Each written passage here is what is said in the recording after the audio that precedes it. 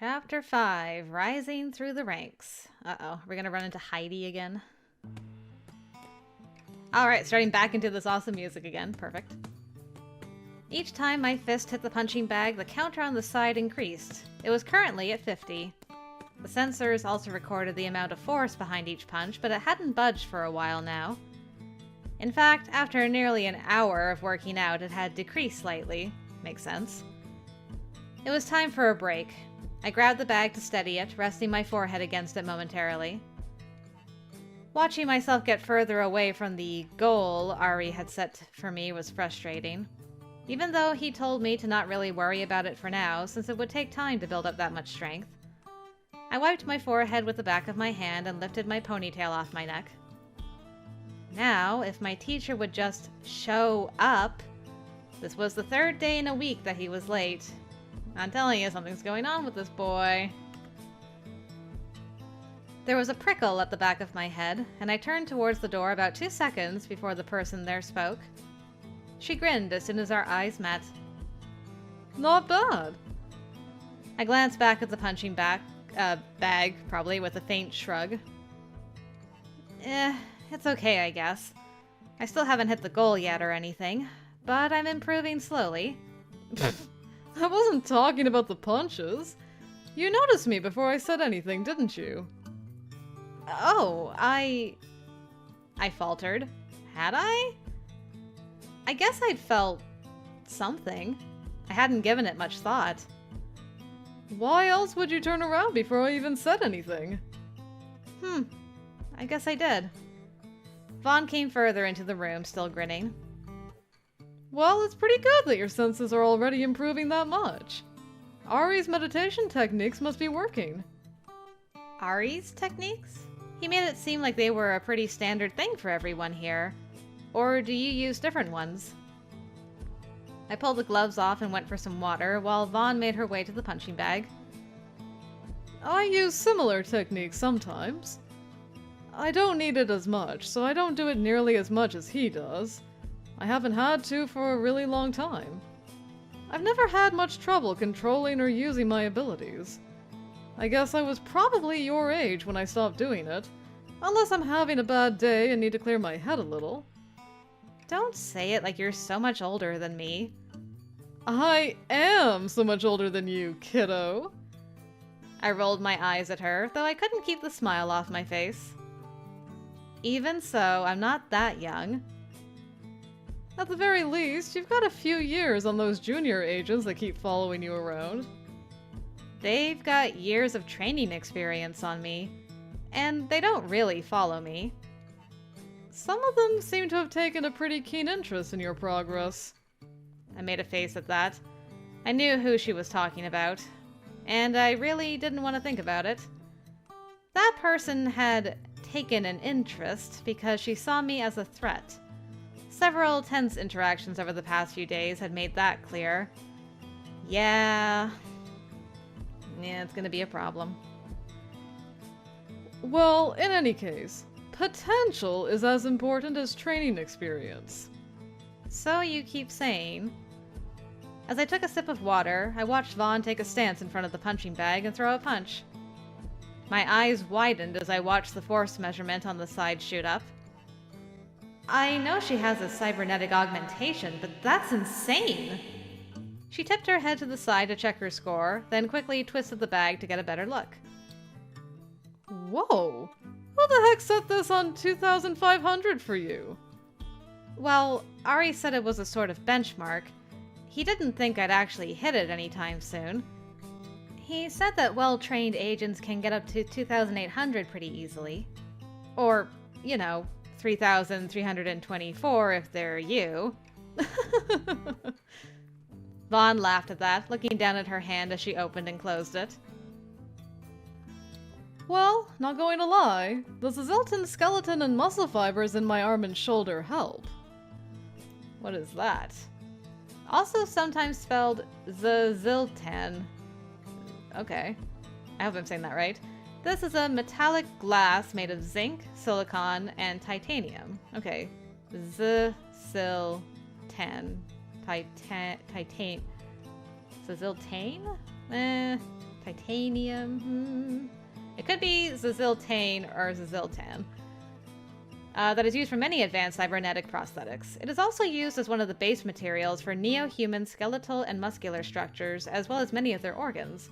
This alloy is lightweight and has both high tensile strength and resilience, making it an excellent choice for a variety of uses in multiple fields. Show off. Impressed? Not anymore. That's harsh. Anyway, where's your teacher? He wasn't answering messages, so I figured he was busy with you. I'm telling you, he's a double agent spy guy. And yet, here you are alone. I haven't seen him. We were supposed to start at 7 o'clock. He's nearly an hour late, as you can see. Ari is late? Is the world ending? Should we go find a window and check? I think the world is probably fine. He did let me know he was behind schedule this morning. Again. But he's been late nearly every day this week already. And he usually gets called out early, too. Those jerks on the council really aren't giving him much time to rest, are they? I guess the situation on Sierra is really that bad. Sierra? Caleb told me they were having him teleport people somewhere. I trailed off, the realization hitting me. Are you suggesting Ari is teleporting people to the moon? Surprised? No, I'm saying it this way because I'm completely not surprised by it. That's unbelievable! How far is his range? Is something like that even normal? That depends on your definition of normal, I suppose. I had no idea he was capable of something like that. I assumed Ari was teleporting people to another city or something. Well, Sierra's the only big thing going on right now. I guess I thought there might be something surface side that I wasn't aware of. I am still a complete newcomer. I assume there are things I'm not being told about. Fortunately, no. It's just Sierra. No wonder Ari looks so tired these days. Yeah. He works hard, and he doesn't usually question it when they ask him to do something. He just does it. Even when he's completely exhausted? That isn't healthy. I mean, I know that's the whole chain of command thing here, but I don't think working at Endgame should mean obediently exhausting yourself just because someone told you to. Trust me, I totally agree with you on that. But no matter how much we tell him to speak up, he says it's fine. She stepped off the mat and joined me where I was leaning against the wall. So how are you two getting on anyway? Everything going okay? We're getting along fine. He's been very helpful, though I'm sure having to teach me from the ground up is frustrating. Ari isn't the sort to get frustrated by that. At the very least, I doubt he enjoys it. Anyway, we had dinner once, but I think he's been too busy for it since. He's probably a lousy dinner companion anyway. Don't say that. Everyone picks on him way too much. And it's better than eating alone. What do you two even talk about? He can make it seem like there isn't much more to him than work. Honestly, he mostly listens to me talk. He asks about my studies, my family, what I did before coming here. Aw, he's a good listener. Stop. And it never occurred to him some of that might be hard to talk about? Maybe he assumed I'd tell him if I didn't want to talk about it. Which, I would. Avoiding talking about it doesn't fix the situation. Besides, it's still something I'm passionate about. I don't mind sharing my experiences. When I thought about what she said about there not being much more to Ari than work, I wasn't really sure I believed that. Certainly, he was a little difficult to get to know, but maybe he didn't have many other experiences to share than work ones. Given how much they seemed to overwork him, that hardly seemed like his fault. Good point. But even in the time I'd known him, I could tell there was more to him than that. Still, the overwork issue was probably true for a lot of agents. That could be why some younger agents were so competitive. I'm glad I'm already used to not having a social life, I guess. Anyway, outside of that, how's your training going? Fantastic. I'm basically a complete expert at falling down now, and getting back up since that's the important part. We've graduated to blocking, punching, meditation, and I was cleared for psi training. Though we haven't gotten very far. We've been working on clairvoyance and awareness for a couple of days now. Well, it looks like you're progressing quickly in that area. It's difficult to say. We haven't exactly gotten far. He's taught me about the concept of cages and spheres. That's probably why you noticed me so quickly earlier. I have been kind of working on the sphere aspect, since that seems to be Ari's forte. Okay, I think we read about spheres. Well, I think it was connected to one of these things, maybe. I know there was something about spheres being like the boundary, basically. I'll read it again, just in case. Sphere is the name given to an Esper's psychic awareness, but it can also refer to the range of their abilities. That's a better way of putting it. For instance, a knight's ability to teleport is limited to the range of their clairvoyant awareness. Usually a sphere will extend out from the ground in all directions, but most Espers do not project into the ground. Theories around why Espers tend to only project up and out center around the belief humans instinctively assume there is nothing to be aware of in the ground, while others believe it has something to do with an instinctive attempt to increase visual awareness and line of sight. Most Espers can only extend their spheres in an even radius, and the ability to distort the shape one sphere... and the ability to distort the shape one sphere is uncommon. Oh, shape of one... Okay, I got it. I'm missing a word. I'm like, what? The ability to distort the shape of one sphere is uncommon. Okay, gotcha. And because I need to work on that before the cage thing... Cage and reverse cage? Oh, we got reverse cages. A cage is a psi technique that involves an Esper focusing in on a specific location within their sphere in order to block out the superfluous input and target a single area with condensed psi energy. Cages are used for a variety of purposes, such as during teleportation to pick a target location. There are many different interpretations of how cages and spheres work, as well as when and how they are used. Generally, it is viewed and taught as if it's similar to placing a magnifying glass over a specific area within a user's sphere, though this may not be the correct interpretation. A reverse cage is when an Esper encloses themselves or a specific area in a cage to block out all other psychic input or else to block other Espers from being able to perceive them. Where a cage acts as a sort of hyperfocus on a specific spot, a reverse cage is like the opposite. It behaves almost like a shield to keep all psionic energy out. Weak reverse cages can be mimicked by some technology and are utilized by the Nomos to protect important areas in the wastes.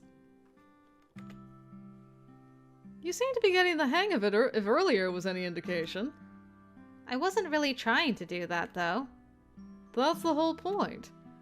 Your sphere is just your general range of awareness. Once you open up to the idea of being aware of more than what you can naturally see and hear, it doesn't matter if you're trying to be aware of it. A cage is what requires focus, because that's when you're trying to home in on something specific.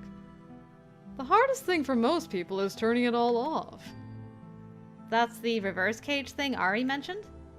Yup. Though, whether you actually need to worry about that will be based on how strong your general awareness is. For Ari, the reason why meditation is so important is that he's too aware of his surroundings. He needs to stay focused so he can block it all out.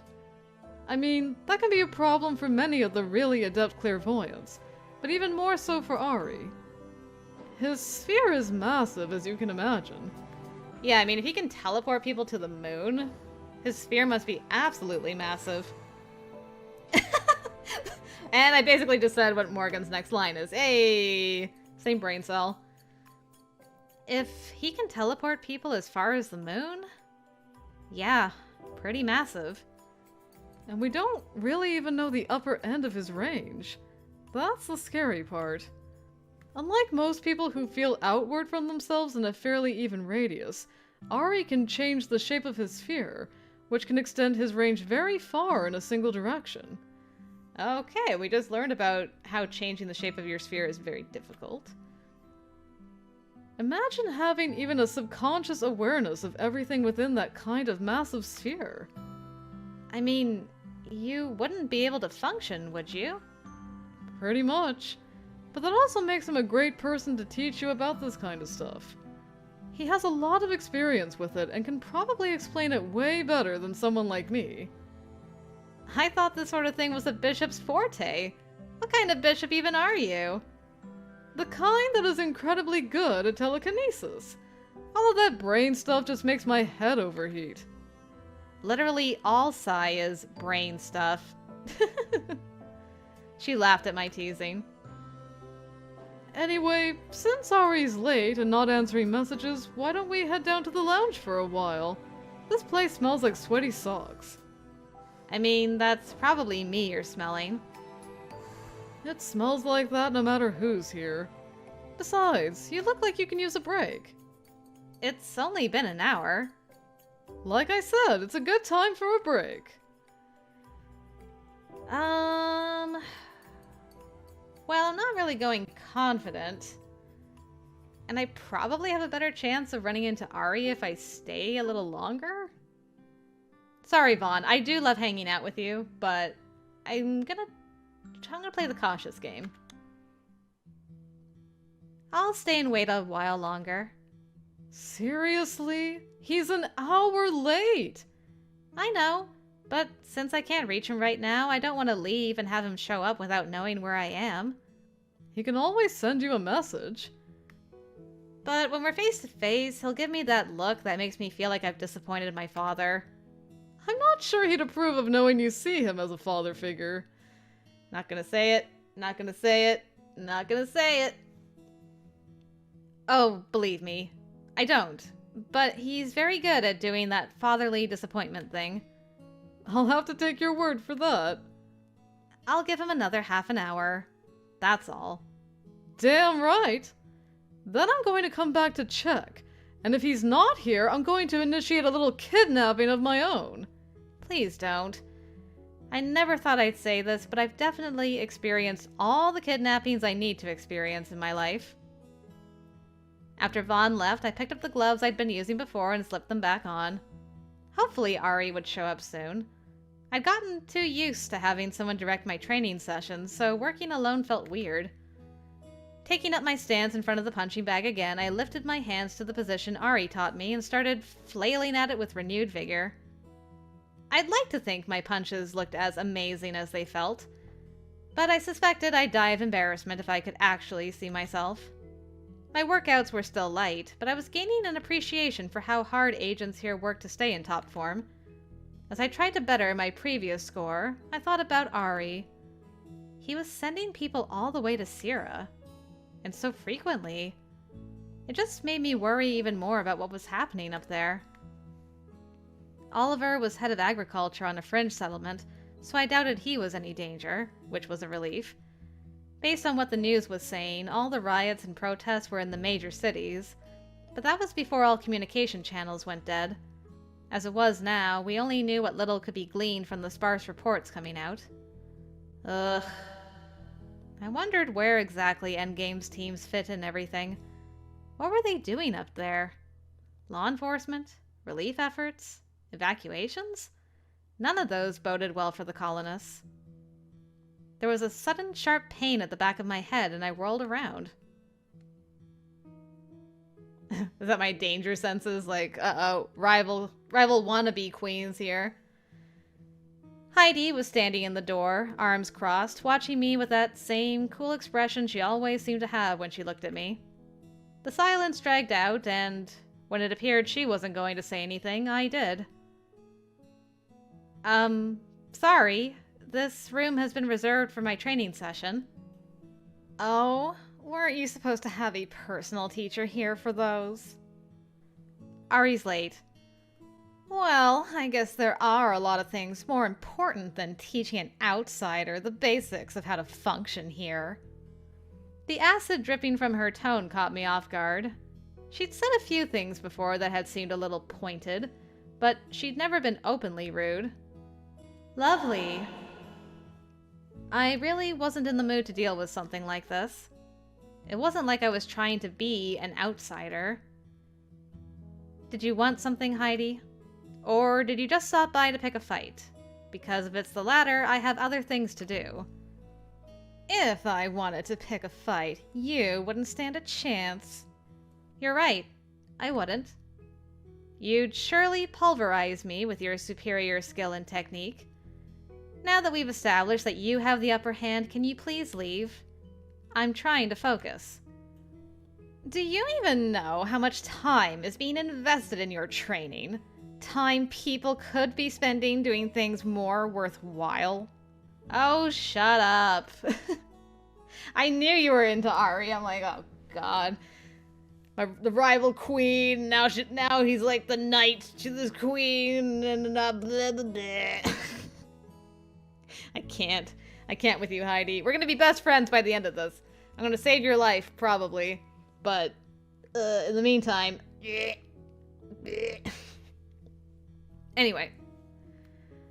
Ari has responsibilities that are more important than dealing with some novice who lurked into her position. I had a feeling that challenging her wasn't going to do much more than make her angrier, and while I actually couldn't say I cared whether she was angry or not, especially when it was over something so mind-numbingly stupid. We were colleagues now.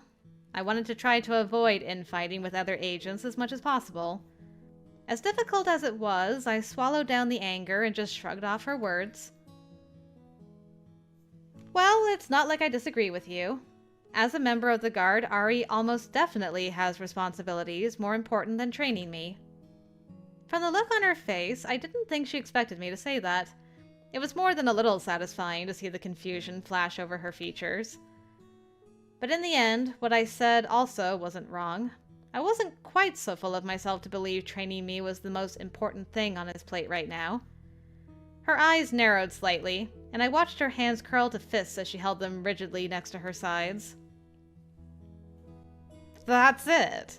Don't you even care that you're not getting trained properly? Well, I think I'm making decent progress considering I'm new to all this. Decent progress? Because you could tell I was standing in the doorway before turning around? I could do that when I was 10. I was in school when I was 10, so you'll have to forgive the delay in psi-based milestones. Are you even taking any of this seriously? Do you know how important a position you have here? It's been pretty well beaten into me at this point, yes. I assume they don't pull civilians off the street when they're only infantry. Oh, pew pew pew pew pew! However, unlike other people here, I'm not completely obsessed with ranks and position. I'm just trying to do my best. I can't believe someone like you... Please don't act as if I asked to be here. As if I swept in off the street and demanded to be put on the guard. I'm here because I was placed here by others. And I didn't ask you or anyone else to judge me for not meeting whatever expectations you created for me. I'm sorry you don't like that I'm here, but if I have to live with it, so do you. Stomping around having tantrums won't change that. So, I would appreciate it if you would let me focus on practice. I can't believe Ari has to waste his time training someone like you. Oh, there's my boy! My knight came riding in, thank goodness. Though it isn't as if you're the one who decides whether it's a waste of time for me to work with someone. Get him! I mean, get her! Get her, boy! Get her! Sick him! Sick her! Whatever I'm trying to say. Heidi's eyes went wide as she whirled around. Yeah, you big dummy. Ari stepped around the doorframe and barely looked her way as he walked towards me. Nice. Ari! I didn't mean... If you'll excuse us, I'm very late, and we don't have time for this. Yeah, shut her down! Shut her down! Get her out of here! He wasn't angry or anything. There was no emotion in his voice at all. It was almost worse than being angry at her. I know, because it's like so dismissive. It's like, why are you here? It's like, leave. She's like, please notice me, senpai. Heidi seemed to think so too. She shot me a poisonous glare as she retreated, leaving me both confused and exasperated. Ari looked my way, but I shrugged. I was practicing when she showed up and tried to pick a fight. I see. She and I had a conversation earlier. I didn't realize she would come here before me. A conversation about... It's irrelevant, and... Not if the end result means she comes to pick a fight with me. She is frustrated that I continue to reject her request to train her. That's all. Oh damn, no wonder she's bitter as all heck. I mean, it's not like he well, I don't know this, but I assume he didn't volunteer to train Morgan. Like, he was ordered to, and as we've established, he just follows orders, so... Ugh. Heidi, you're so stupid. Whatever. I'll shake her later, it's fine. Perhaps we should get started. We've lost a lot of time. I'm not the one who was late. I got started a long time ago. I apologize for my tardiness. That was a joke, Ari. I'm not mad. I studied him a moment, worried. He didn't usually respond to humor anyway, but... You look really tired. Are you sure you're up for this? I can always call Vanessa. Or Caleb. He offered to take over as well if I needed him to. Do you really wish to train with Caleb? Well... no. Then perhaps we should stop chatting and get to work to make the most of the time we have left. Jeez. Everyone was in such a lovely mood today. When Ari started working on his warm-up stretches, I went through them again as well. I was watching him carefully, and after a while... Ari, that's the 4th time you've yawned today. Are you sure you're all right? I apologize. I was called in earlier than usual this morning. It seems like they're requiring a lot of you these days. It can be hectic when there's an ongoing crisis like the one on Syrah. Is teleporting that far difficult? Long-distance teleportation isn't all that tiring in and of itself, though anything above 3 people can be a struggle, even for shorter distances. And we're taking entire teams back and forth. It's not light work. You shouldn't concern yourself with me. You have your own training to worry about. I can't not worry about you, especially when you look exhausted. And are grumpier than usual. I don't think my behavior is grumpy. Yeah, it is just a little. Then I apologize for that as well. It has been hectic. And Heidi's growing insistence I help her achieve her goal is not helping. I'm sorry. I feel like if I wasn't here... If you weren't here, I still wouldn't train her. I am not an appropriate teacher for her, and I don't believe she has the potential to achieve queen rank. Damn, okay. He's like, I'm not wasting my time with her. How can you be sure if you don't give her a chance? He stopped and sighed. Oh, must we discuss this? I'm sorry. I hated the sudden tension between us. We may not normally have riveting conversations, but at least it wasn't like this. What did you work on earlier? I stopped when a notification arrived. That's unusual. I pulled up the screen, surprised to see that I was being called to a meeting with Magnus? Ari too, actually. I could see that he was mentioned as well. In fact... Your entire guard is being called in right away. What's going on? Perhaps it's an assignment. An assignment? That didn't make any sense, did it? Given the state of my training, I couldn't imagine them wanting to send me anywhere, or thinking it was a remotely good idea. Perhaps. Though I doubt it would be a major one. With your training still in the beginning stages, there are few assignments the Council is likely willing to send you to. I was thinking the same thing. We won't know until we go in. The meeting is in 15 minutes. Perhaps you should take the opportunity to get cleaned up. It might be wise to change into your uniform as well. My uniform? Do you intend to go to an official meeting as you are? No. It was just that I'd never worn the uniform before. I'm so excited to see her in it. Not outside of trying it on when I first got it. I was still self-conscious about it. I also need to get ready. Our lesson for today will need to be postponed. I'll be in front of your door in 12 minutes to pick you up.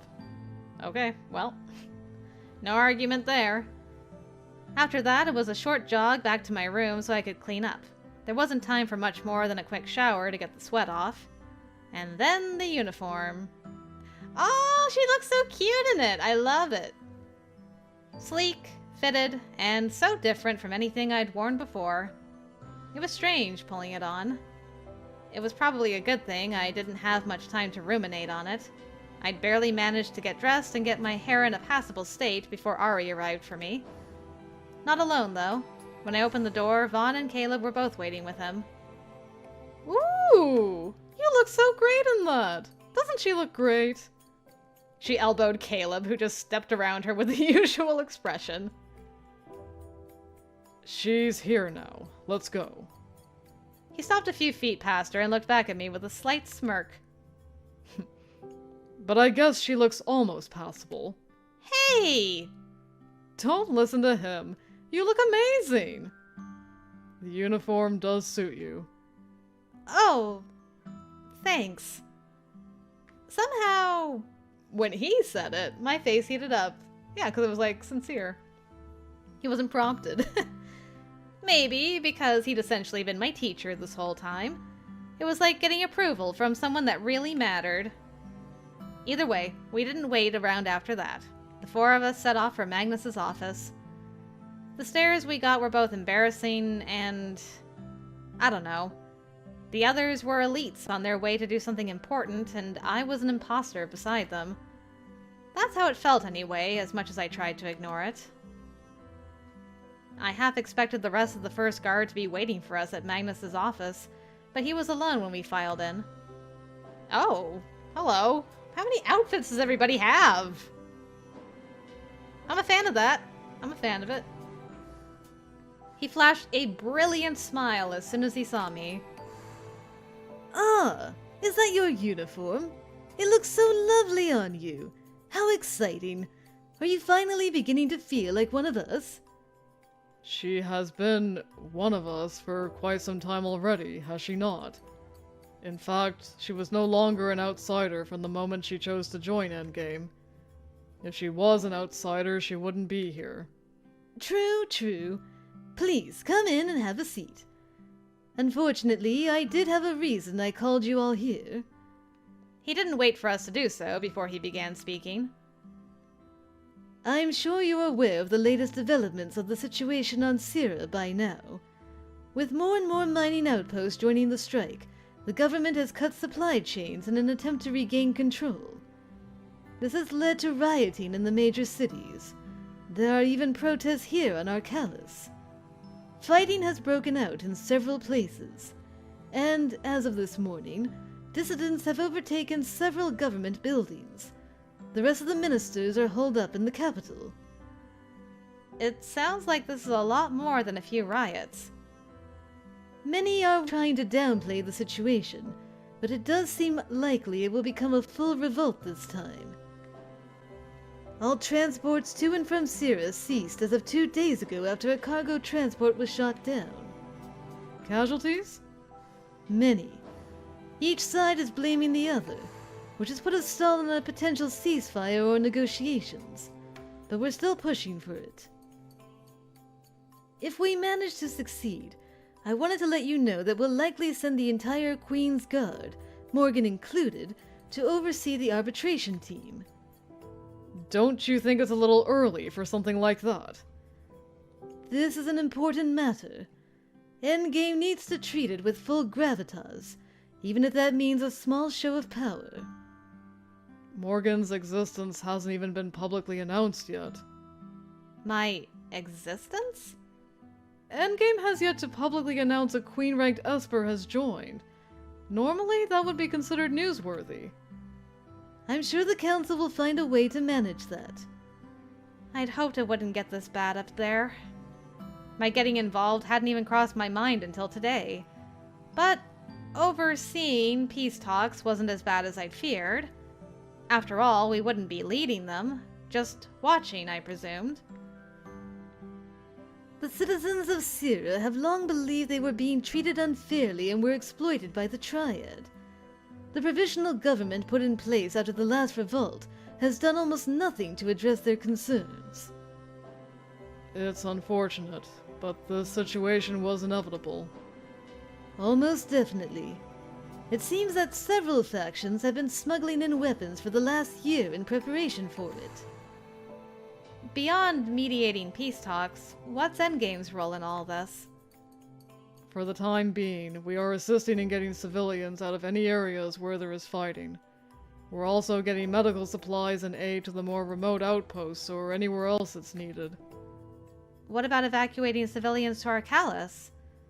Unfortunately, the Triad has put up a blockade and is refusing to allow anyone on or off the surface.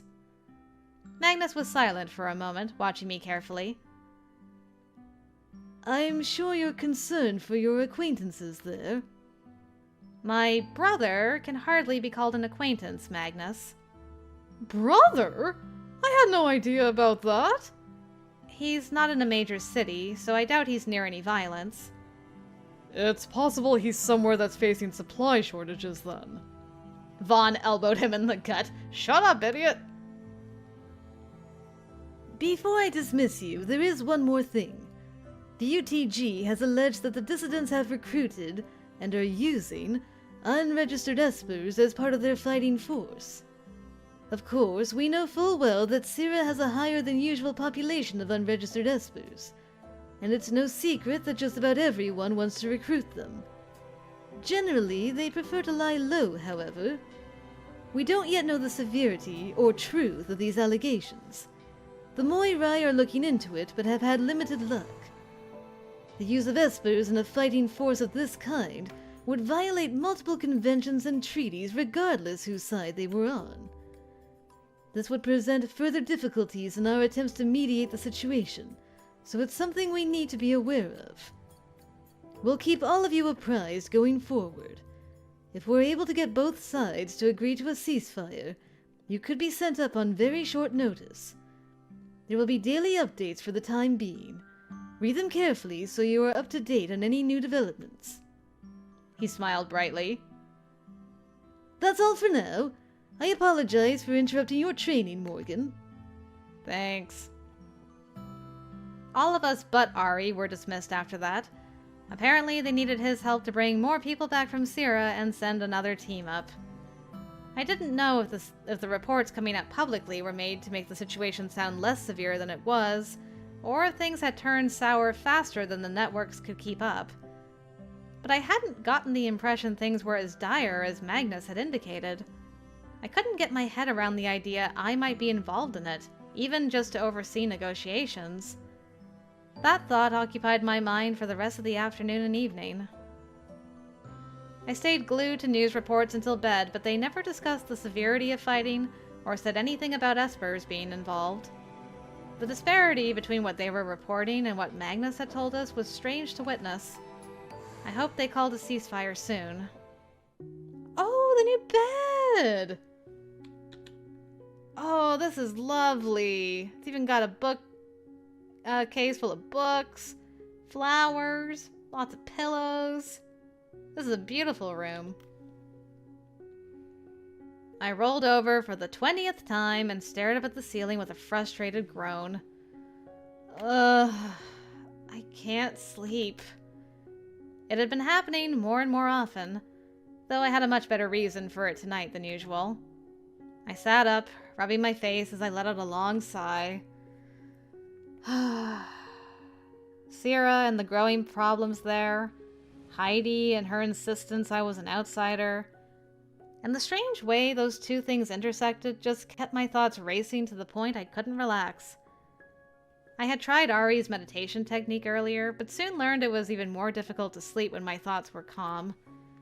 And I was suddenly incredibly aware of what was going on next door with my two very much in love neighbors. Sorry, Vaughn and Mara. Definitely didn't mean to spy on that. Oops.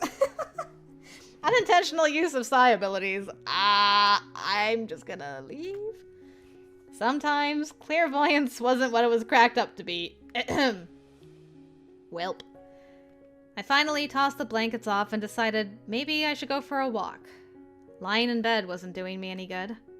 The galley was closed, but there might be a few people in the lounge. Or if not, there were other places I could go to clear my head without becoming unfortunately aware of anyone else's late-night activities. Ooh. The garden's so pretty. At first, I'd stopped by the lounge, but it was empty and dark. I left a few minutes later. I eventually found myself in the garden, which was actually one of my favorite spots. I can see why. Vaughn had first shown it to me the day she'd given me my tour. It was overflowing with plants and the soft flow of water from a fountain-fed stream that wound its way through everything. It was lovely and serene. And I wasn't the only one who'd come here for a late-night walk, apparently. Oh, hey, Caleb.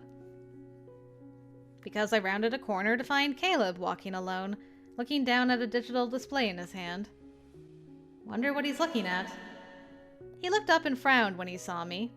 I half expected to get a scolding for wandering around alone. Can't sleep? Not really. I guess there's a lot on my mind lately. What about you? He shrugged. Stopping in front of a bench between where he was and where I was standing, he tipped his head towards it as he sat. An indication for me to join him, it seemed. I hesitated. I hadn't really been looking for company, but I suppose it wouldn't hurt. Worrying about the meeting today? That's only one part of it. If you're thinking about that infantry brat and what she said earlier... You heard about that? Things get around. Mostly because Vaughn doesn't know how to shut her damn mouth sometimes. If she hears about it, everyone in the organization will know about it soon enough. Well, that's terrifying. All bishops are like that. So what is with you and your dislike for bishops? Who knows? Wow, informative. $10 jacks a bishop. The smile faded, and I drew my legs up to my chest. I guess I can't say that isn't part of what's keeping me up. Well, you shouldn't lose any sleep over it. It's just some kid whining about not getting something she wanted.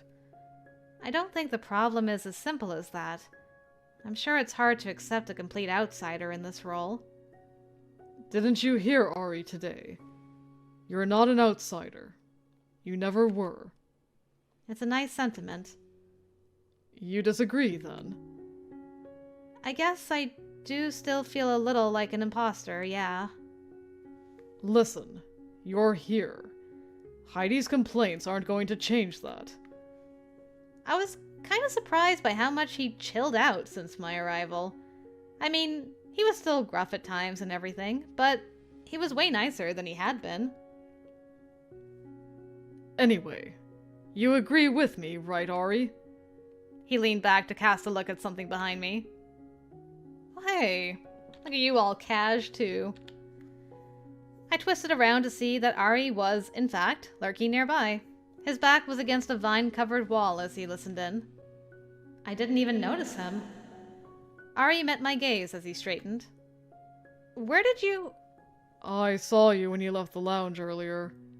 I didn't wish to disturb you, but I was... concerned. And I do agree, yes. So you just silently stalked her from all the way up there? Not happy with the kidnapper title and feel you need an upgrade? Hardly. I simply wanted to ensure she was alright. Nice one, Caleb. That was cute. I'm fine. Just a little insomnia. Caleb stretched out his legs and put his hands behind his head.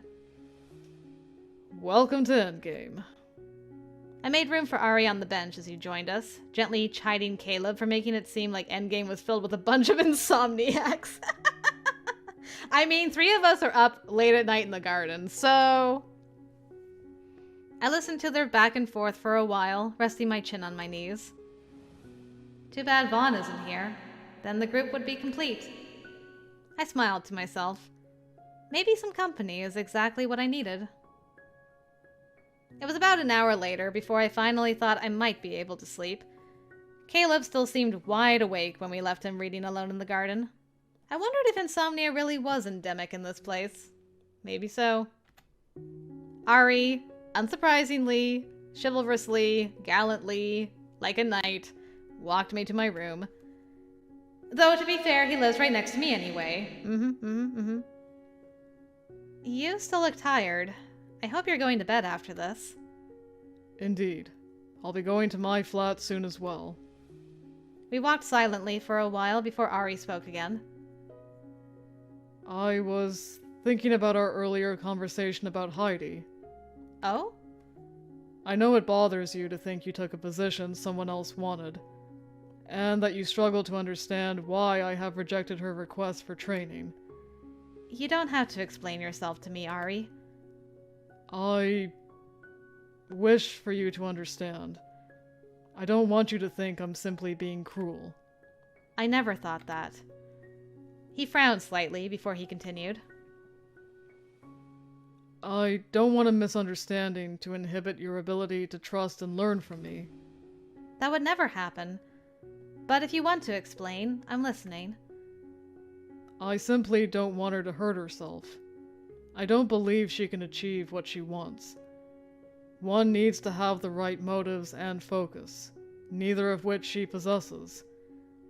I don't believe acquiring a promotion to impress someone is something I should encourage. Who is she trying to impress? I realized it was a silly question even before he gave me that look. Doi. The risk of what she's attempting is too great for her to only be doing it for my sake. Yep, even he's no fool. This boy's no fool. And my agreeing to train her would only encourage those feelings. But I don't think it would actually help her improve.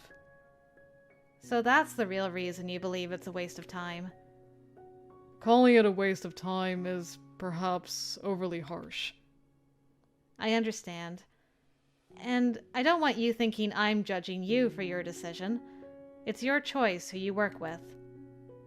Even if I didn't question her motives, I don't believe I would be able to teach her what she needs to learn.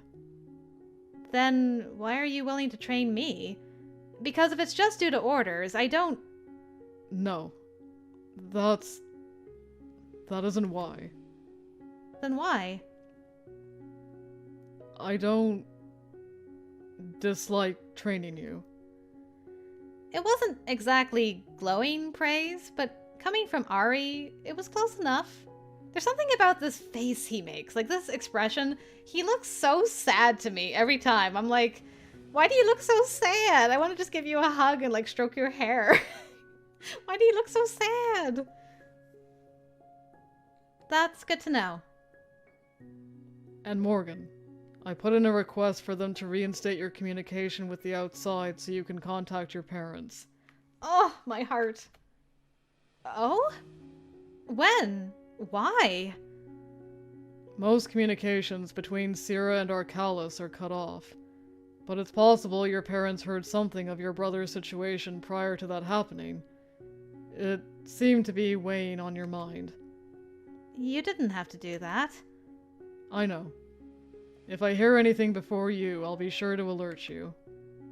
Thank you. He turned to leave, but I caught his sleeve. And worry about yourself a little, too. It's okay to tell people you need a break. You shouldn't work yourself to the point of exhaustion. If you don't feel you can ask for a break from the helping with the Syrah incident, it's okay to take a break from training me. There are other people who can fill in. But I want to train you. A troubled expression crossed his face, and he looked away. I don't believe it's necessary. But if it becomes a cause for concern, I'll consider what you've said. Good. And I'm not kidding. If I catch you yawning again, you're going to be the one with a strike on your hands. For the first time since I'd known him, the corners of his mouth turned up slightly. I'll bear it in mind. He nodded slightly and left me at my door. I stepped inside my flat just as he went inside his down the hall. And now, maybe I could finally get some sleep.